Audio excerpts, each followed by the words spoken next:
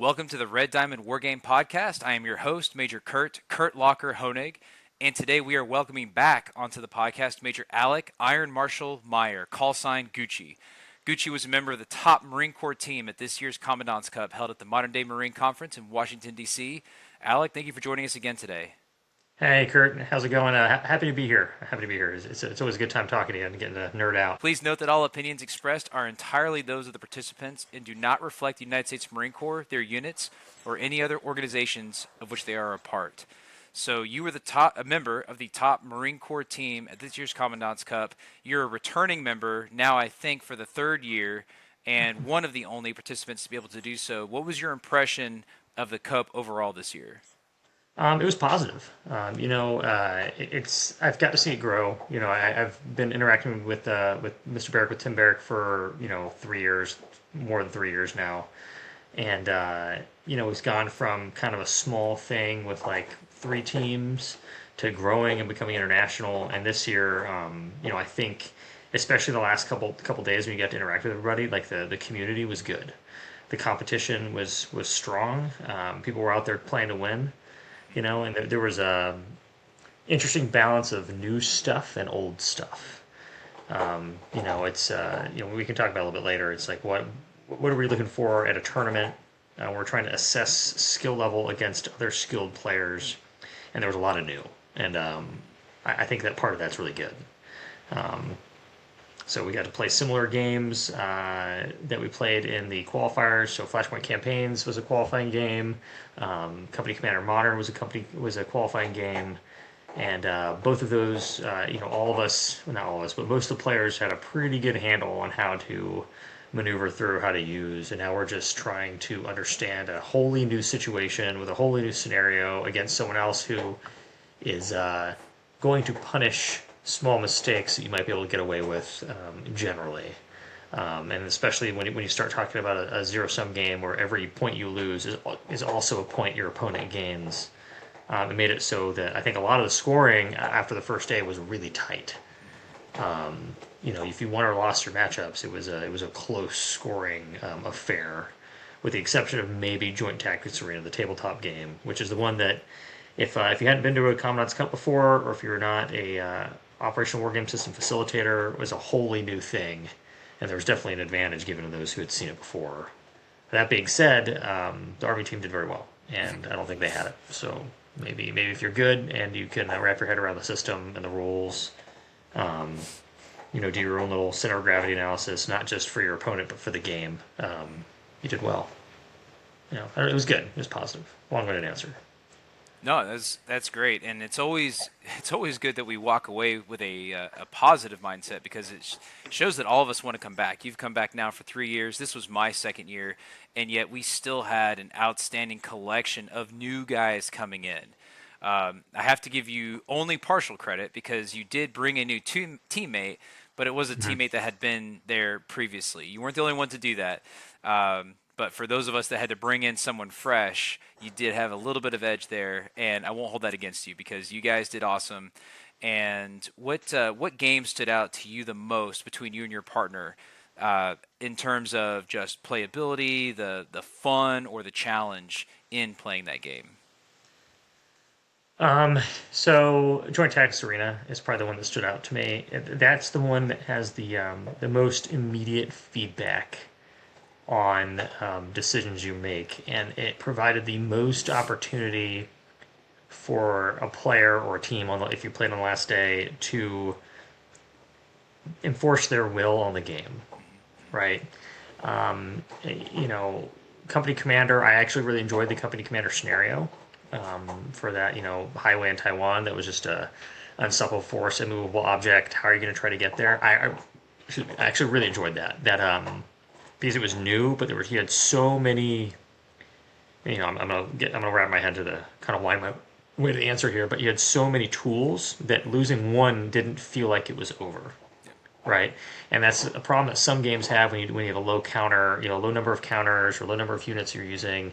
That like one mistake can really snowball into just a huge problem. But that game was interesting because you could lose some things and you still have plenty of juice and you still have options you can maneuver. You could change what your plan was. But Joint Tactics Arena, Uh, it has an interesting blend of planning and execution, and then with some options for reserve planning that lets you kind of interrupt things as you're going. But that's all based off of, I don't feel like a EWS nerd here, but it's all planning, right? So in addition to planning like what you would like to do for the game, you have to plan out what you think your opponent's going to do. Hmm. And you can look at objectively what the strongest and best moves are, and you think, okay, that's likely. But then after, especially the second time we played it, after we played it the first time, and everyone kind of knew what the really effective things were, now you have to bank on the fact that they know that that's effective. And if they know that's effective, they're going to develop a plan to deal with that. And so now, can you do something different while acknowledging what can be effective, but different enough that'll throw them off? Hmm. Right, and maybe deploy in a different spot to throw them off, or maybe that the initiative roll. I think there's still way too much on the who goes first in that game right now, because it just has a huge impact. I don't have an answer for it, how to fix it or how to change it, but that is important. And if you win initiative and you get to do something first, you put the other guy on the back foot for the rest of the game. And if they do that too much, then they stop playing their game now, and Hmm. now they're playing your game and just reacting to the stuff that you're doing, which is, in my opinion, where you want to put them. And so that from that lens, I think that game was the most interesting to me, both rounds. Yeah, absolutely. And having played it last year, we had a great discussion on some of the pros and cons, the things that worked really, really well in Joint Tactics Arena and the things that needed some work. One of the big observations you made last year was the ability for an opponent to, if they had initiative, kind of like what you're already saying, dive right up the middle and really disrupt everything that was going on. It put it to a point where they had an insurmountable advantage if they went first. A couple of provisions were made this year, including the addition of new pieces, the security force pieces. Do you think enough was done to at least eliminate that component of what we saw last year? Yes, I think if anything, just by the map redesign, so that it wasn't feasible to just shoot into your enemy's cities. Um, I think that was mitigated. I think the security forces thing units are still kind of a work in progress Yeah. because they can slow down. They can act as a screen in a Hmm. way, like a screening unit, or in other games like a chaff unit, something you could put out in the way and force another unit to stop. Maybe if they don't have a good way to work around it. I'm not sure that they do enough for it to be useful. I still Last year I was in favor of more free deployment, and I think this year I still am kind of in favor of free deployment. The problem we get kind of on both sides is because you can't free deploy, even within a couple of hexes, adjacent hexes or something like that, because you have to stack all of your brigades and cities in a specific base hexes next to the cities. The cities are generally open still, Hmm. which are the victory point, like generating things and the things that will trigger an automatic game, like completion, automatic, victory, or well, quite victory, but automatic end. And then if you're going to try to get over there and attack, every single enemy maneuver unit is all stacked up. Hmm. And so you cannot, as an offensive, if you're going to take an offensive action, you can't do anything about that. And there's no way, based on the way the rules are, that you're going to possibly clear a hex with a stacked brigade in it. Like, it's just not going to happen Right. because you can't achieve enough. But I think if you changed the stacking limits, so you can't have so many maneuver battalions in a hex, right? So I would go so far as to say is you can't have more than one, or one maneuver unit in a hex, or so something like that. Maybe two. I can be convinced if you're defending, maybe two. But it makes people spread things out, and when you have to spread things out, I think it becomes much more interesting about who you're going to attack, how you're going to attack, Yeah. where things going to be. But it generally stopped it. There was a provision to include these fjords and this weird water feature in the middle of the map, which no one used. It's I was reminded of World War II, the Japanese battleship Yamato that was generally useless throughout the war for a variety of reasons. The aircraft carrier was just owned the conflict. it was going to try to beach itself on Okinawa and turn into just a fort.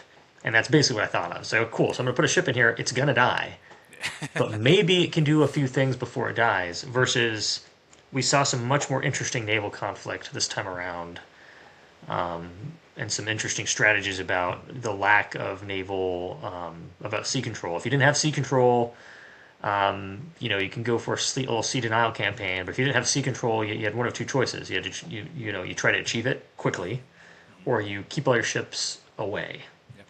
which is interesting how that unfolded. Yeah. I would have to agree. I think everything that you just said, I experienced in some shape or other. My opponent did try to use the fjord as a rapid means to resupply his ships after expending all of their strike capability, and because that fjord is so far forward, he had it pretty lightly defended, and I was able to air assault and actually overrun the ship because it was in a port status.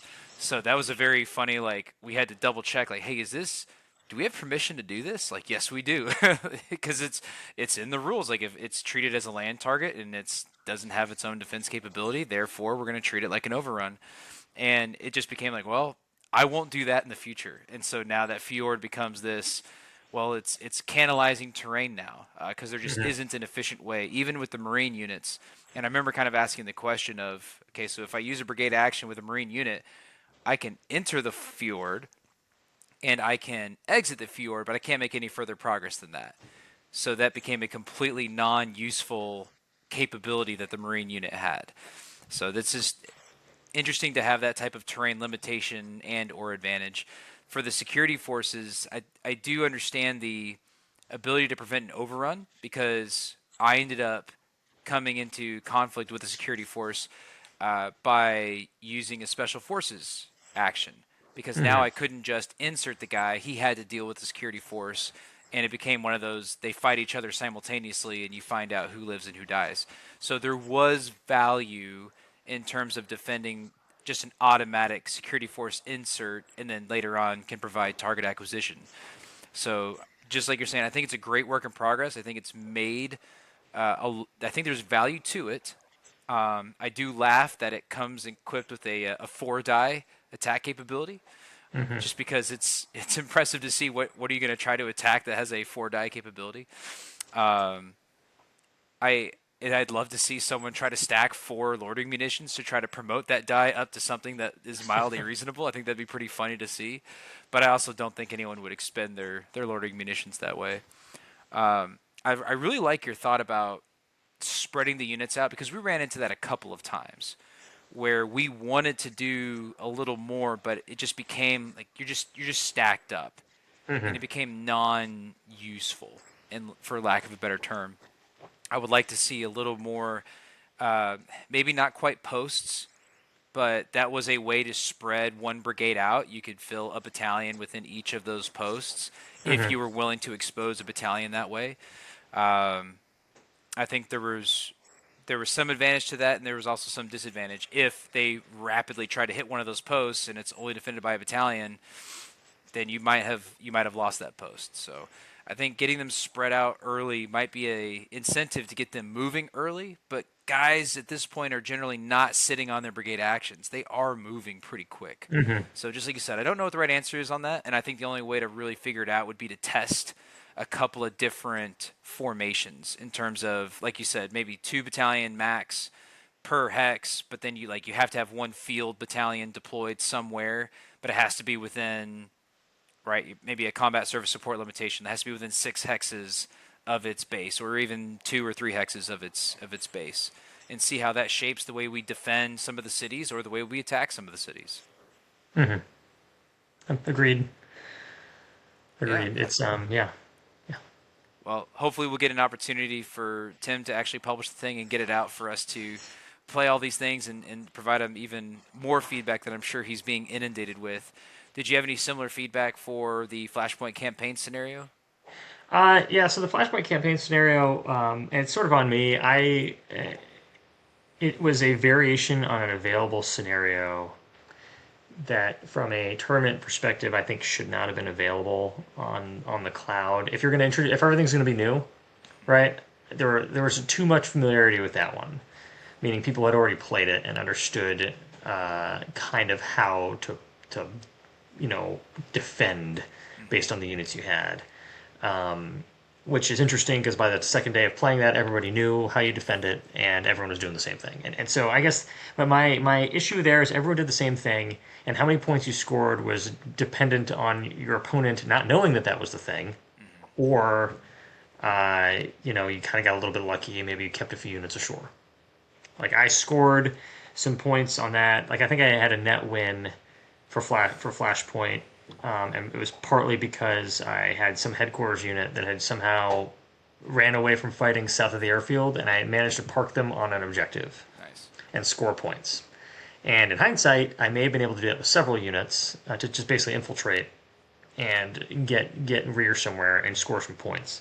But the way the deployment was set up made it so that too many Taiwanese tank units and anti-tank units could sit on the coastline and just have no limits to their field of fire for the Chinese amphibious assault, Hmm. which all had to deploy in one corner of the map. And so, if they wanted to go straight, they were right next to the main objective airfield, which is where Taiwan was going to put most of their stuff. Hmm. And it was really hard to not get blown up. And then, if you wanted to go around, you had to traverse the entire map in range of everything and hope something survived to get there. And if you did get there, then you're too far away from the victory point thing. So even if you got the mass combat power, it didn't work out. Yep. So I didn't hate the scenario. I kind of I liked parts of it. I liked the terrain. I liked the balance of units. But I think that from a game design or tournament setup, the allowing the Chinese to free deploy across the entire map edge, so you kind of pick where you want to focus things, Hmm. and then forcing the Taiwanese player to, if this is the reserve division or brigade, they have to deploy more inland or in vicinity of the airfield, simulating the fact that coastal defenses and the coastal defense units had just gotten struck, Right. and now they're having to now make a decision without knowing where China's going to land. Where do I set up my defense, knowing that this is the main objective point? Where do I economize my defense? Where do I send my scout units to? And maybe you let them put a few like scout units on the coastline so they can try to glean something. And maybe I have to be slightly more in a slightly more central position to react to different like landings.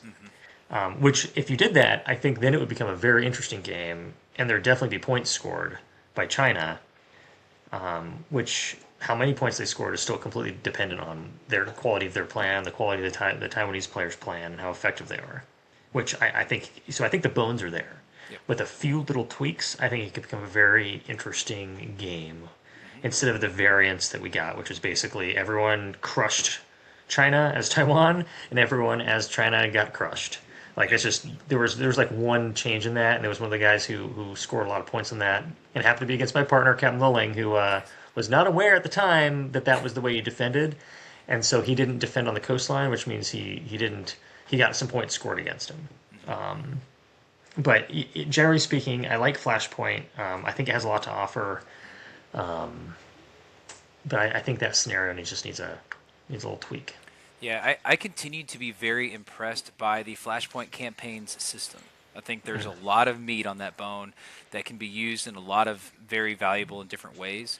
I happen to agree with you wholeheartedly. The ability to simply deploy everything that is immediately able to engage on the beach made it non-competitive. And the simple irony is that in the company commander Taipei port scenario, yeah, the one of the kind of tricks was that you could position tanks as they float in as reinforcements, either up on the hill or out Mm-hmm. on some of the docks, and you could start engaging IFVs or LCACs that were coming in to devastating effect. And you could kind of get a feel for the players that had figured that out and the ones that hadn't, because the ones that hadn't were allowing all that combat shore to come to all that combat power to come ashore, which then that was very difficult for them to go and fight. Um, but the ones that did, it became a very difficult fight, very back and forth. Mm-hmm. Uh, and sometimes you're just having loitering munitions wait to try to attrit that essential like firing support position as much as possible so that your LCACs don't founder. Um, I would have loved to have seen. I really like the way you phrased it. Like I would like to have seen some more opportunities for decision on both sides, and whether that's an arraignment of forces all across the northern border of the map, maybe some different options in terms of the off-map fire support, because I know that was a strange back and forth of you have a multiple launch rocket system which had some pretty powerful effects, but you only had the one. And it became a little bit like, all right, I have to rest and resupply this thing, and I have no indicators of when it's ready to go again. So I just every now and then have to go and check to see if I can use it again, Hmm. which is a little frustrating. And that's, but you also had air that sort of worked and sort of didn't. That was a very funny piece where my opponent had figured out that there was an ability to use airstrikes, and I kept Hmm. getting notifications that they were attempting airstrikes, but then they were like waving off a bunch of the different attempts. It became okay, so this is an ineffective tool anyway. I'd like to have seen a decision making point where you would have allowed that to actually be effective in terms of some type of shaping, some type of I'm going to wait two different beaches, one with fixed wing support, one with rotors, or a mix thereof. Like just some more decisions that the opponent would have to consider, and just limit the ability to deploy. Just like you said, scouts on the beach is great, but then make it so that travel was going to have to occur so that maybe you could arrive at the beachhead once those forces were about to come ashore. That would have made it Hmm. a much more interesting fight, and it definitely would have required more decision making, which I think ultimately is what we were trying to achieve in the first place. I agree completely. Yeah, the I did not know I had rockets until the game was almost over. Yeah. Because there was just some weird. It was a system thing. It's not really the game, Yep. where it didn't appear, but apparently you had to go into the fire support to tell it to do. And I kind of forgot I had aircraft. But the in the game, because you have to pick a hex and it just looks in the only the six hexes around it. Right. Um, and you don't have really good recon units unless you're in contact, and then you're scheduling at some point in the future. If it's not there when it gets there, it just waves off. And there's also a lot of bouncing for like if there's any sort of air defense. And there's probably some logic in there that they can build in that maybe it won't bounce for everything. But there's also, I think there should be a couple of different employment options, which kind of makes sense for aircraft. You should be able to do like a strike, like a pre-planned strike. I want to hit this specific thing, Hmm. and you have to pick that hex, and maybe it'll look in the hexes right around it. Basically, you're looking for that area, that thing. Or I want to hit something in this area, Yeah. The and more it should let hunt me, type option. yeah, Yep. yeah, a hunt type task, armed reconnaissance. Yep. Like, hey, I'm gonna pick, this row of hexes, anything in there. Just expend your ordnance on something. Hmm. Real life, they would have a target list, but if that's too advanced for the game, just hit something in there. I don't care, Yep. right? Because that's my main effort. I'm going there. I just need something to take some heat. And I think some of those tweaks wouldn't be the worst. Wouldn't be the most difficult changes in the world. Hunt has gotten better as a task, but there's still in the prelims. There's still some weird issues with helicopters at hunting, where Yep. sometimes you tell it to do a thing, and I feel like the first time you did it, it worked really well, but after it resupplied, it would have a bunch of weird standoff range Limitations. Yeah. limits where it would kept moving away, and it's not just shooting. And you tell it to engage at a specific range, but like, will it engage within like shorter than that range, or is it always trying to get to that range? Right.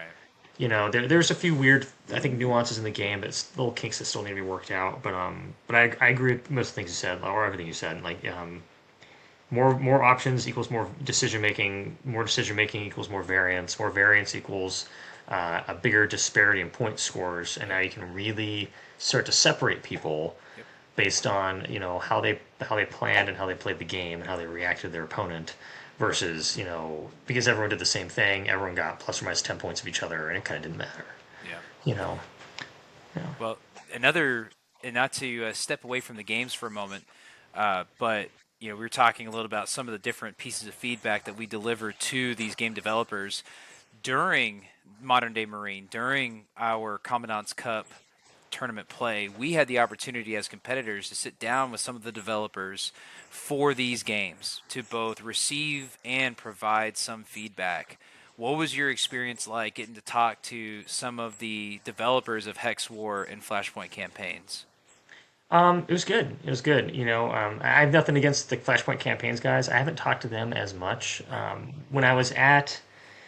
When I was on staff at Expeditionary Warfare School, I provided the map and gave a bunch of feedback for the map design that became what we played on the prelim, Basic Cambodia, Hmm. and kind of helped kind of push Mr. Barrick for funding that gamified map. And I think it looks great. Hmm. So I interacted with them a bunch there. I helped kind of make do some play testing and take a look at the landing planner, which actually the Flashpoint campaign's landing planner is one of the better ones in a game that's out there for serial. Generally speaking, for abstracting like the complexities of serial design, but still of like serial assignment tables, but at the same time still allowing you to kind of allocate certain serials to certain assets and to kind of sequence them in and give them a route, give them a plan, and work on the timing. And it does a lot. Hmm. It does a lot. And but getting to talk to them about that, I didn't do as much of that at the tournament. I did talk to the Hex War guys a lot, Nice. Commander team. I've obviously met them a couple of different times. You know, uh, I've interacted with Keith a bunch. It's by email and in person, and it's good to always hear. People make certain assumptions of what is important to players, and then they get there and they play with the players who play the game a lot. It's like, hey, yeah, but this is kind of how we want to use this, Right. and sometimes we get a little give them, they've been designing games for a long time and they work on a lot of different games, and sometimes we get a little get them to give up, slide a little on something, and sometimes we can't, just because it's part of it's not a bug, it's a feature, Right. like sort of thing.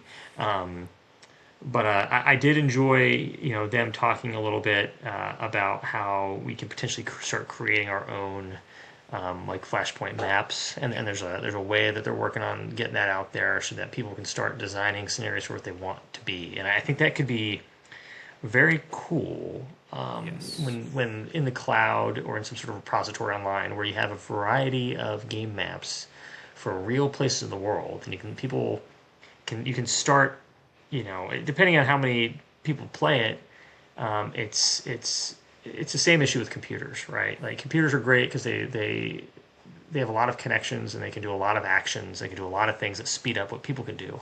Well, if you get a lot of people to play certain scenarios, you can start in certain, and if you can kind of put out certain things that like, hey, these are the scenarios, and let people play them over and over and over and over again. Eventually, you're going to start seeing concepts that work, Hmm. and I think that could be really really cool long term. When you start looking at like kind of wargaming analytics, it's not technically not modeling and simulation, Right. but you can get some modeling and simulation outcomes from that. So I Yeah. think that could be very cool in aggregate anyway. But I always enjoy sitting down and talking with them, like and kind of explaining how things work. Yeah. So the access is great. Yeah, they have some really great feedback. I think they're working on some very compelling things. Naturally, they're never working on the thing that I think is the most important. I completely agree on the quality of the transport planner. I think it is almost there. I mean, it is at the 95 to 99% mark of like this is what you want both as a game tool and as a training tool. And I'd love to see some more use of that in the Commandant's Cup type competition. Mm-hmm. We got to use the Mew framework last year on Blue. I'd love to see some more Mew framework as well, just because you're at modern day Marine. I mean, shoot, you've got models of some of the upcoming LHA variants that HII and all these other amazing companies are working on. LPDs from BAE systems, it's real to see the Marines coming ashore. We didn't quite get that in one of the games we're coming to Commander or Flashpoint, which is not to say that they weren't still high quality scenarios. They weren't still really valuable, but I'd love to continue to see some more of the Marine Corps components within those games. Um, and there's really great feedback that we're given, that we're receiving from these guys. I really enjoyed Hexwar Keith kind of listing these are the 10 possible things that we could work on, trying to get a poll for like if we could work on two, which is how many we have the bandwidth for, which Mhm. two would be the most important. And some of those were great ideas that I hadn't thought of. I was obviously highly upset that they did not take my feedback that we need to have the multiplayer option. Just Mhm. because I think one, that'd be a great way to have a team component within the Commandant's Cup framework, being able to have both players be contributing to the same game. I think that'd be a lot of fun. But also as a tool for trying to get more Marines playing, where now it's not, hey, I'm going to play you, or I want you two to play each other. Now it can be like, hey, you're going to be on my team. You own this area, I own this area, and this is the objective that we're trying to accomplish. Let's go play this scenario. And now I can maybe engage up to 3 new Marines at a time or 4 new Marines at a time compared to right now just the one at a time Mhm. that I feel like I'm limited to. Would you have liked to have seen something like that, or am I wrong and I need to focus on, or Hexwork Keith needs to focus on something else? No, I think multiplayer would be really cool. I can see because it's like a I go you go kind of turn sending out situation. I can see it being technically something they just have to address, but team play is interesting. And when I look at team play for a game like that, it would all depend on the scenario, the units, Sure. like how you build it up, how what decisions are they really going to be making? Is it going to be one person really playing both kind of marshaling both sides? Right. I don't think any of that matters, but I think it could be interesting. Would you? Yeah, yeah, it would be interesting. We need to get people. I mean, yeah, it's the little admin. It's the admin things. Sometimes it's tough enough to get one other person to play against you, but now we're talking 4 people, and they both have to. Everyone has to take their turns in order for it to advance, and the sequencing of those turns, and just the way that we play, like asynchronously, could present some problems. However, I don't think if you have committed players, you can overcome all that. That's Right. not a huge deal. No, I think I agree that I think it would be useful and it would be cool and it would make these types of tournament type events more interesting. Hmm. If you didn't do something like that where you had team play, you could do something where you have almost like a campaign style game where maybe one person plays against one guy and the outcome of that game or objectives achieved maybe materially affects when your partner Oh, plays their fun. next game. Hmm. Right, and it could be, if you reduce their force down to this percentage, they don't get these reinforcements they were planning to get. Right. Or if you were able to control this bridge or this particular objective, maybe you get something more that you weren't originally going to get. And so it would make, and if you built some of those into the game, I think that could really change how people play because there's a Yeah. balance between like, hey, I'm trying to win and I have my objectives, but also my Hmm. opponent's trying to win. But if they get these things, then that's going to make my partner's game more difficult later. And especially because you have the go first, go second, everyone plays the same scenario. That I think that could be interesting. But I'm not sure that's like a change they would have to make. I think it's more of a tournament design bit. Yeah. My biggest issue with Company Commander generally, and I think I actually missed this presentation. This dinner took forever, and it was like right after we got out or something like that. But I think I popped in for some of the Flashpoint stuff on the backside. But air defense in Company Commanders is brutal, Yeah. right? Yep. And I think that created a lot of that messed me up bad in the Midway scenario because I accidentally ended up with twice as many aircraft as I was supposed to have on the scenario because there's a Right. typo. Yeah. And then the way that it currently sits is it doesn't consider like if there's a manpad sitting somewhere, it doesn't consider anything. Yep. Like if there's an aircraft that moves within its theoretical range, it gets to shoot at it, Yep. and there's nothing you can do about it. Yep. Which makes moving aircraft extremely dangerous unless you know you've blown up every single possible air defense thing. Which as a helicopter pilot, I am concerned about shoulder-based missiles, but they're ubiquitous. They're everywhere. Right. You can't really identify them and eliminate them. And that's sort of another issue I have with the game. Um, a couple of changes that I would recommend is one, air defense needs to be scaled. There needs to be some sort of line of sight something built into it, Hmm. right? Or I need to be able to make a decision on aircraft on how low they're flying, or intervening terrain needs to matter more, Hmm. or trees. Like there's all sorts of things that'll block line of sight, Yeah. right? And so that would make aircraft actually usable and make you maybe have to choose where you're going to put your air defense Hmm. so that it's in something you're actually trying to defend, not just in the middle so it can shoot everything. So I think I would like to see that cleaned up a little bit. And then I would also like to see, gosh, it was air defense.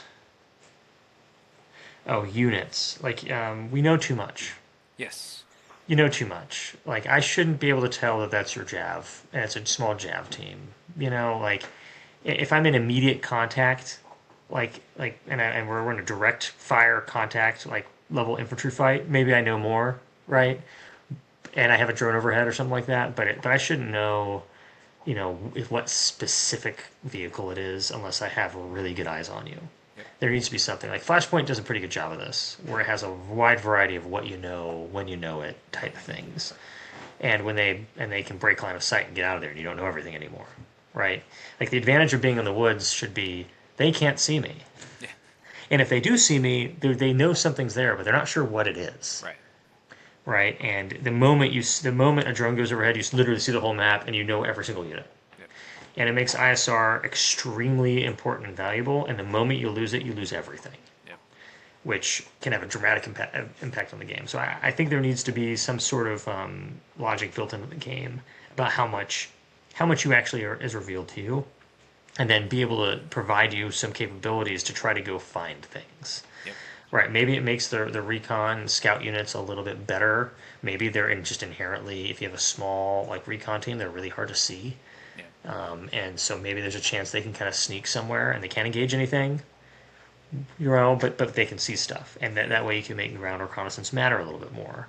And you can have air reconnaissance not be because it wouldn't be so important to shoot everything down, if they weren't really sure if you were in the open, it would give you a pretty good classification. But like, yeah, sorry, I'm talking on, but there's No, but that's yeah, good. those are probably two of my biggest things that I think would immediately make the game a little bit better. Yeah. No, it's definitely something that Hexwar Keith has mentioned on occasion. He's trying to work it out, and I think he has a really great framework from where he's trying to find what right looks like. Hmm. Because I also, as much as I agree, the realism side of what would you actually be able to see and know about your enemy, versus if the point of that particular game or scenario is to teach you more about the enemy weapon systems, then perhaps knowing too much is actually closer to achieving what your actual objective is, as opposed to keeping it realistic. And I think that becomes just a, do you keep what you currently have and you make that sort of like a PME light version of the game, and then you make it a little bit more realistic in terms of what the capabilities of the drones and what they can see, and what that information looks like on the map, where it's like, yeah, you see a wheeled vehicle versus a tracked vehicle versus you know exactly what that is, and then you know all the threat weapon system capability Hmm. of that thing. Because I think each of those different tiers would help different levels of students trying to learn Hmm. what these things can and can't do. It's like, oh, why do I just keep dying? It's like, well, because the game, you're in PME hard mode, so you're supposed to already know that this tracked vehicle has a max effective range of this with this weapon system, but you didn't know that, so you should have been playing the PME light edition, Hmm. where it would have shown you immediately, like, hey, it's a tracked vehicle, I can click on it, it could show me its max effective range, and then I would get to play a little longer, learn a little more before just giving up, getting frustrated, throwing my headphones across the room and saying wargaming's for losers. Like, I'd rather go in the field and do live fire or something. But you hit on both of the scenarios that we played for Company Commander. Tell me about your assault on Midway. How did that one go for you? Which option did you pick, and how did it turn out for you? You pick just going right for the throat, huh? This the Yeah. sorest subject of the entire tournament right there. So I was sitting there and I was like, man, God, I wanted to pick the all surface Koa really bad, and I was like, yeah, I don't trust aircraft. They're just gonna get shot down. And I was like, man, I almost went Koa 1 all surface. And I was really close to just picking it and just sending it, right? But then I looked at Koa 5 and there were these Booker tanks, light Yeah. tanks. And I'm like, you know what? I like that. I like the tanks. And I was like, this is two companies of service, one company of aircraft. I can just park it somewhere in the middle, give me a little bit of flexibility. If I can't quite range an objective, I'm sure it'll be fun, right? And then I deployed, and the midway that map is broken into two small islands. See the main island midway at the airfield in the west, and another smaller island in the east, right? And you have no information before you deploy, so you're like, okay, where am I going to go? And it's like, all right, well, I'm generally going to be on this western island. I have a couple of units I'll allocate to the east one, some V-22s in the middle, and I have a bunch of 60s that were not on the TO, so I didn't know I was going to have. So it was actually like a company and a half or two companies of aircraft, which I immediately found problematic. Um, and that also made it that I kind of had less surface schlitz than I wanted, and I was trapped in this thing where I didn't want to move any of the aircraft because I thought they'd die, and so I still allocated probably too much to like there was a few ACVs of the Eastern Island, which I probably shouldn't have done. But in the West, I generally went from the west and kind of from the north on that island, and I was like, all right, I'm going to try to land kind of simultaneously both of these beaches, like North Beach, West Beach, whatever you want to call them, and ideally they don't have each beach defended equally. So I was like, this might work out. Yeah. Well, then you see the island and you see that okay, well it's not terrible, and I started moving them, and every single enemy unit has some sort of loitering munition. And they were frustratingly more effective than that level of loitering munition was in any of the prelim scenarios. Where most Yep. of the time, like you're trying to use like a light loitering munition on some sort of ZBD, and it just isn't working, Yep. right? But now things were dying very quickly, and so I think I landed with like a few vehicles. All my stuff to the north died. All my surface ships going to the Eastern Island died. I landed some to the westernmost tip on the beach, and I tried to get in some of the 60s, and I tried to land them somewhere, and it wouldn't offload. And I was like, well, there's forest there, so it can't offload, right? I move it one hex, and it gets blown up. Like I was like, you got to be kidding me, man! Oh no. I made it somewhere where they could offload. And you're telling me there's too much trees there for them to offload, so they're terrible helicopter pilots and planners to like hit that spot, right? Right. And and so I get ashore with some stuff. I think my tanks all died. No, one of them died in the LCAC. The other one made it ashore and then was immediately killed by something else. Yeah. And it was like, wow, this tracks. Like no pun intended. Like this is just it right here. And so I get ashore and I start making a little bit of headway. And I kind of want to move one of these V-22s, right? And I move one. Yeah. It doesn't get shot at. Nothing even shoots at it. I'm like, Yeah. okay, okay. Maybe they're out of ammo. This is good. I move another one. Doesn't even get shot at. I move the third one. Dies. Game Yeah. ends. Oh, Um, game oh, heads. Oh and no. and there's a glitch. There was a weird thing built in that game where the enemy's 60 millimeter mortar system killed my destroyer, Nice. That's which impressive. apparently could technically happen because it's just called an off-map artillery asset in the Right. game. However, I have some doubts about the 60 millimeter mortar's range setting in the Sure. game Yeah. to hit any sort of off-map asset. And so, yeah, I lost my naval gunfire like the second turn to a mortar system, which is comical at best. That's wild. I didn't realize that had happened to you. That's funny. Yeah, which also counts against your points, Sure. Sure. apparently. And so that, Not too many though. I mean, it's just a destroyer, right? Like it yeah, can't yeah, possibly right. be worth Just that like much. the biggest thing. I mean, I don't think it was, I don't think it was like over costed, but it definitely was like ticked my little point total down. Like, man, Sure. this is brutal. And yeah, that last move Oh, where I that's thought I was in wild. the clear, and then it gets because the other two didn't get it just I don't know. It was a without sounding like too much of a complainer. Sure. That was the most frustrating wargaming situation I had played Yeah. in a long time. Yeah. Sorry, go ahead. I was gonna say, I feel like Company Commander kind of has like a bullseye on the IronMarshal game tag. Like you might need to change it because I feel like this happened to you last year, where your air was just anytime you tried to move your air, it was gone, dusted, and it was not through any kind of like poor planning or execution on your part. It just became this like I'm not allowed to like Iron Marshal cannot touch aircraft. It will get blown out of the sky. It's like Hex Wars trying to teach you something. Yeah. Uh-huh. I mean, there's something to be said for that. I mean, you're always going to lose aviation assets in combat, and it's going to happen, which is something that we have become very accustomed to not having happened. And which is, off topic, but people generally draw the wrong conclusions from the Russia-Ukraine war by making this assumption that like helicopter aviation is dead or can't do anything. It's like no, no, no. It, there's there's constraints Hmm. with low-level helicopter aviation, which we know. The Russians apparently didn't, Yeah. and or they ignored it, and Right. then they paid dearly for it. The same situation here is if you use the right TTPs and you plan correctly, you can actually mitigate a lot of risk. Hmm. And you do like an offset landing, so you're not being shot at by direct fire weapons, which honestly, way more scary to me than a shoulder-based missile because I have things that can help with that. Helicopter aircraft are built out of aluminum and plexiglass and composite materials. To quote,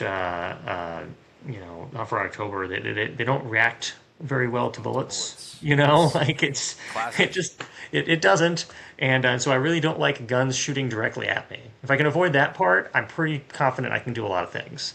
However, you're right. It's like takes my hubris about this and just slams it. Oh, you're a pilot? Well, screw you in particular. Exactly. Exactly. Uh, and it's I don't know. That goes to some of my feedback for the games. I think there's a place for it in the game. I think it could be useful.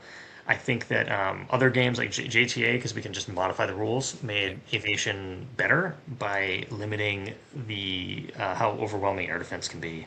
Right. Air defense is very good. Air defense is very capable, but there's a lot of limitations on what you can see, what you can shoot, and how it works, and the gunner and the person for that matter, which is for manpads is the most important thing really. Yeah, so Midway was rough. I played it. So after it ended, I played it again, and I just to mess around, because I just wanted to see what was up. And I went back to my original thought process of a surface-based COA. So I picked option one. I Hmm. slammed them all on the western side of the island, and I got scored like I steamrolled it. It's like 85 points or something like that. Nice. And it's like, man, this is such a dramatic difference Yeah. that it was frustrating. We were in seventh place after that first day because I was like third from the bottom. My partner was like 3 or 4 places above me, and man, it was looking pretty bleak. It was a hole that we had to work with for sure. Yeah, well, you weren't alone. A lot of very aggressive lessons learned, especially from those that went full air and where you just could not really quite get on top of the huge amount of anti-air assets. But I do think that I really enjoyed the scenario because it's of the things that we've played recently, it fits right in with it's not completely out of the realm of possibility. And it makes you think some of the things. Maybe not Midway itself, but the idea of trying to take back a small island in order to prevent them from turning it into another A2 AD node. Like it does make a little bit of sense that we'd have to think about these things. And it Hmm. does make you wonder, right? Like what if they go heavy on anti-air assets? Do we shift to a full amphibious model? It's something that we haven't thought about because we've been so accustomed to air superiority and just the aggressiveness and speed that air provides. But that might not be the answer. That might be what they're so prepared for that the answer is going to be something completely different. And that's Hmm. what we got to explore in that game, which was a lot of fun. So briefly, we'll touch on that last game, that last scenario, Highway 1. We were talked about a little bit that slugfest. You're just going toe to toe to try to seize the key terrain of Highway 1 that would link key pieces of Taiwan. Um, I know you had some pretty epic battles. You know, the Battle of Hill 220, fighting over the golf course. Like you were slugging it out with your opponent. How did that game end up for you? I think I came away with W's. I think a slight W in both matches. Um, or maybe I won big enough. I think my overall point total was above his. I can't remember if I won one of them. He kind of did a. There's a little bit of gamism in one of the matches that I didn't see coming, and it's on me. But it was interesting. So you look at the map, and you're studying the map ahead of time, and I actually Google Earth like that whole area, and there's Street View for tons of stuff. So I was like, okay, look, these if they took this map like data, this terrain elevation data, and used this to help build the game, I I saw a lot of things. I was like, this is cool. There's a piece of terrain that matter, and if you get them in the right spot, you may be able to have good line of sight for attacking, for defending, or whatever. And then you need to know where you can move and likely be seen by the other side, right? And so I extensively before I move things, I'll like click and see what could be seen from where. And sometimes it takes me a minute, but I'm pretty fast about it. So Hill 220 was one of the golf courses, the northern golf course, and it was the big piece of terrain that could see a lot of the other golf course and a little bit of highway, right? And on both sides, it was a slugfest. And I think when I was playing as China, I put a bunch of resources trying to take that hill. And we weren't really able to do it. The Taiwanese M1A1 is a very effective weapon, very effective system in that game. They could die, but you had to get within a certain range with like infantry or anti-tank to really do enough to. You can never guarantee success, but you can definitely increase your odds. And towards the end, I think I killed them all as China eventually, and I had the highway. It's just you run out of time. That's the real limitation of that game. If there's one that if there's a single game that needs a chess clock, it's that one. Mm. Because that one, you have a net time, and so it's one of those things where I'm not, I play pretty quick. My adversary, and I'm not bad mouthing anybody, just didn't, and Right. so there's a lot of time waiting, and then it's kind of brutal. Where if like, hey man, another 15 minutes of me playing this really can flesh this out if you didn't hit your turns limit.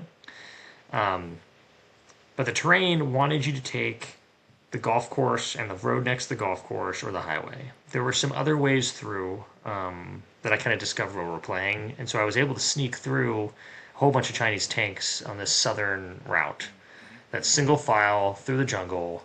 Not sure if you were supposed to be able to do it or not, but I got them through, right? If I'd known that from the get go, I may have had a completely different Koa where I was just sneaking a bunch of big tanks through there. But there's also a balance, right? So you either, if you're going to do a basic fix and flank, you have a choice. Do you go heavy on the fix or heavy on the flank? If you go too light on the fix, you're not going to fix them, or it's not going to be credible, and you're opening yourself up for a counterattack.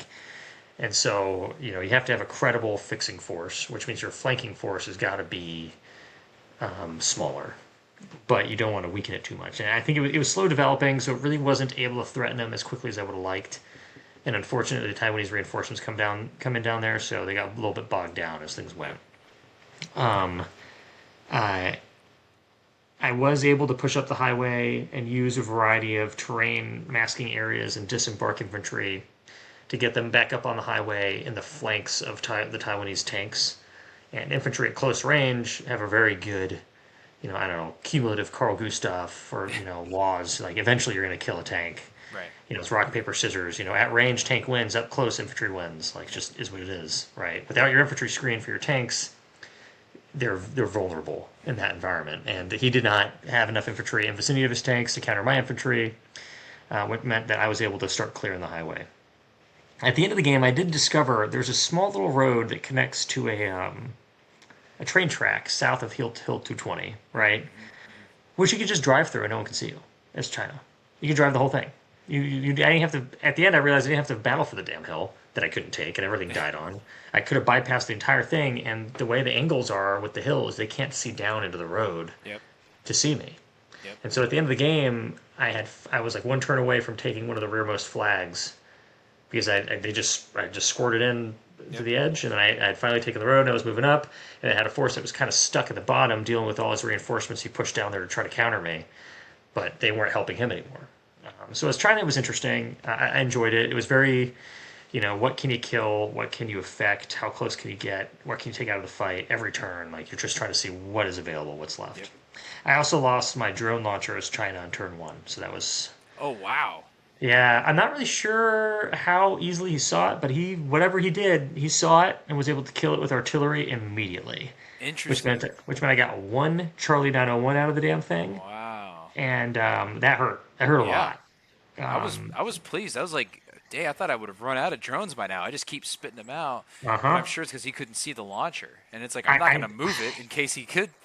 I actually got to the point where I started flying in different routes just to make sure that he couldn't figure out like yeah, where. you weren't like if they're here and I It's see like them here, therefore it must be there, it must be. like I do started. the geometry. It also kind of became a moot point because I knew I couldn't get where I needed to go in one turn anyway. So it's like, all right, Hmm. it's going to take me 2 turns to get to where I can even hit anything. So I Hmm. might as well change it up, make it so that he Hmm. doesn't know where they're coming from. No, That's pretty yeah, funny. I agree. As Taiwan, I was more successful than he was, and I had pushed pretty far south, took that middle flag on the highway.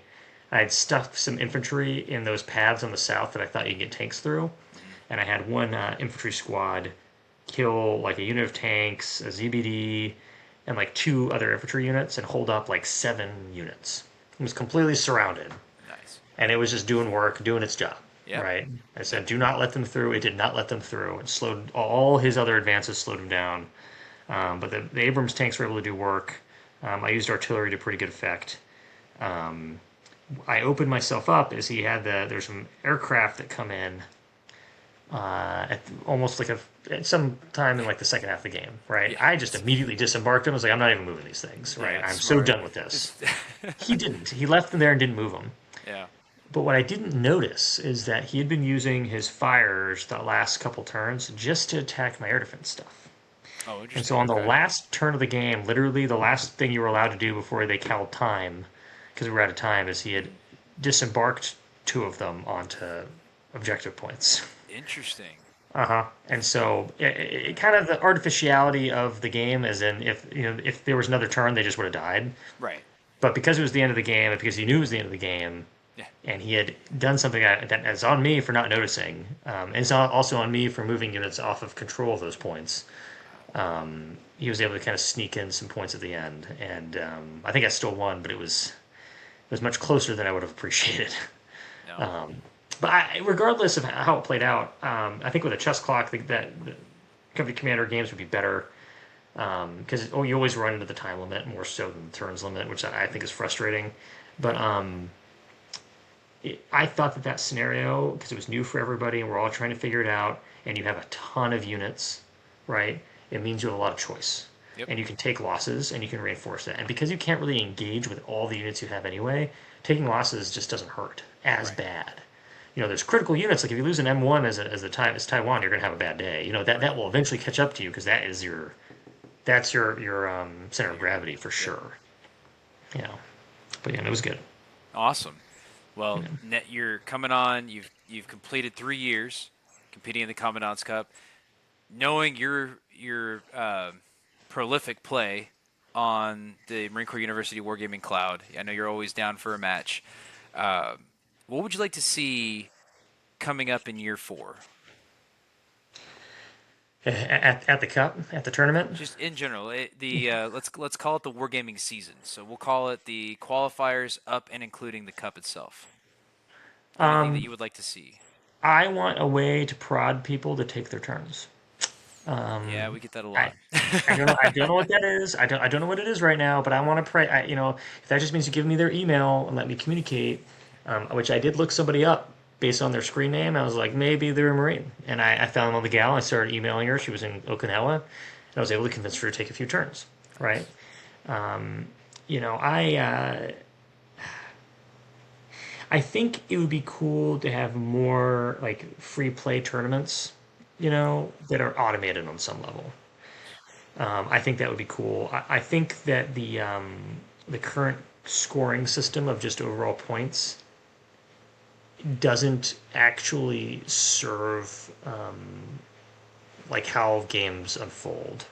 Hmm. Uh, in Company Commander, it's more about winning than it is about maxing your points out. A lot of games against a good opponent are low scoring affairs when it comes down to it, like the difference between the two of them, because you're just trying to win.